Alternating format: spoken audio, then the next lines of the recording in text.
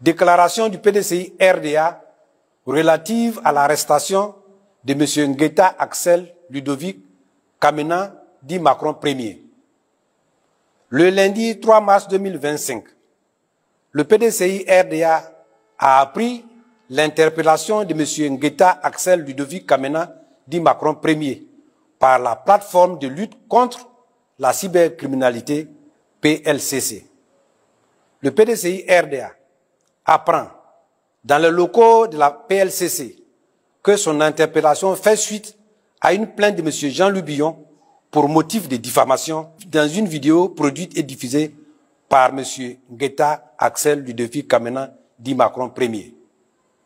La procédure d'interpellation de M. Ngueta Axel Ludovic Kamena, dit Macron Ier, suscite des interrogations. En effet, l'intéressé n'a ni été convoqué, ni été entendu avant que les forces de police ne procèdent à une perquisition aussi brutale et humiliante à son domicile. Au cours de cette perquisition, la police a saisi tout son matériel informatique, ses téléphones portables, ses appareils photos et caméras, ainsi que des effets personnels de son épouse. Au lendemain de cette interpellation, M. Ngueta Axel Ludovic Kamena, dit Macron Ier, a été présenté devant un procureur adjoint près le tribunal de première instance d'Abidjan, à l'effet d'être entendu sur les faits qui lui sont reprochés. À la suite de cette seule et unique audition, un mandat de dépôt a été émis à son encontre.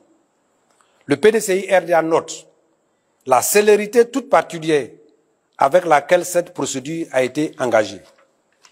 De même, le PDCI RDA constate une recrudescence des interpellations des cadres de l'opposition en général et du PDCI RDA en particulier. Le PDCI RDA appelle au respect de l'état de droit en cette période sensible pour préserver la cohésion sociale. Il attire donc l'attention de la communauté nationale et internationale sur le risque que de tels agissements peuvent avoir sur la paix dans notre pays. Le PDCI RDA appelle à la mobilisation de tous les militants et sympathisants pour faire barrage à ce complot qui se prépare en filigrane. Enfin, le PDCI RDA demande à ses militants et sympathisants de faire confiance à la direction du parti qui suit ces dossiers avec fermeté et avec une bienveillante attention. Aussi leur demande-t-il de garder leur calme et de rester à l'écoute. Fait à Abidjan, le 4 mars